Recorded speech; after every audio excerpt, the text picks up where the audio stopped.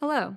In this session, I want to discuss how we can use EMDR when treating depression and anxiety. In some ways, this is actually pretty straightforward, although I think these topics justify maybe an entire day or 2-day training in EMDR. So there's a lot of depth we can go into. I'm just going to skim the surface of this a little bit, and give some general recommendations.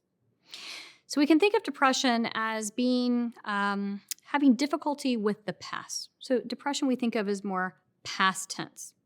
Whereas we can think of anxiety as a little more future tense, right? Anxiety is about future anticipated events.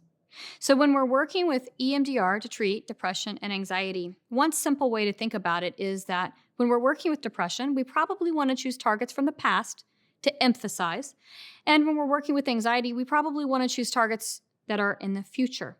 So think about that three-pronged approach to EMDR that I talked a little bit about in the very first EMDR series. So in the three-pronged approach to EMDR, we're looking at past events as targets, current stressors as targets, and also future anticipated events as targets.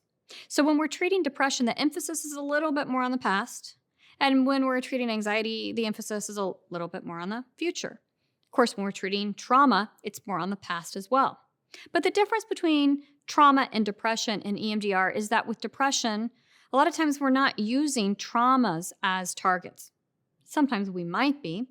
Sometimes it can be events, though, that have been discouraging or distressing that are not necessarily traumatic, but we do use them as targets.